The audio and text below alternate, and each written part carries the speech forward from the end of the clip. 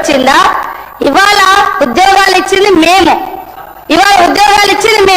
Notification ఇచ్చినాం. Notification అంతా వాళ్ళ ఇంట్లోకైనా జీతాలు వచ్చినాయా?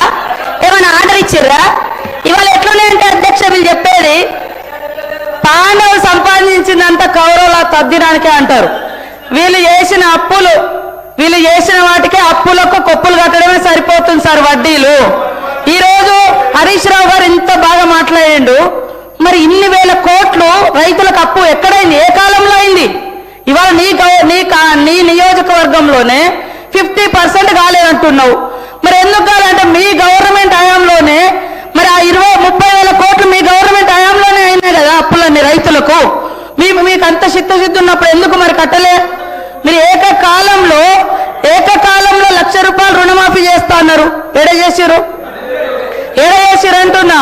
చేస్తే మేము వచ్చి 6 నెలల తర్వాత వెంటనే రైతు రుణమాఫీ అయింది. 6 నెలల్లో చేసుకున్న అప్పు కాదు కదా రైతులది.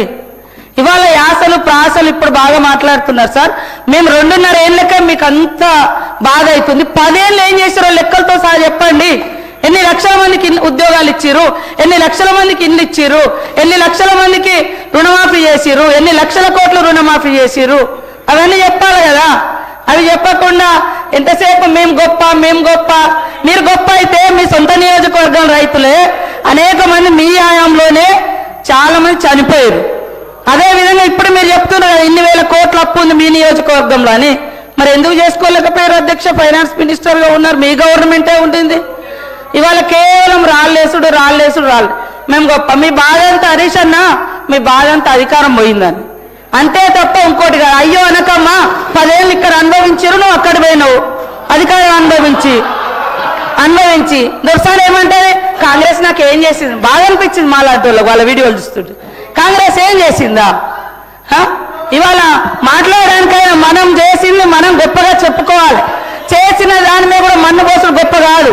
చేసింది కూడా మన్ను పోసి మేము ఎక్కడుంటే అక్కడ గొప్ప అని చెప్పుకోవడం కాదు. ఎస్ మా హయాంలో నేను ఉన్నప్పుడు కూడా చేసిన, ఇప్పుడు చేయలేకపోయినాం అని చెప్పుకోవాలి. కానీ సీటు మారంగానే చరిత్ర అంతా చేంజ్ అయిపోతుందా అధ్యక్ష? చేంజ్ అయిపోతుందా? అట్లా ఉంది.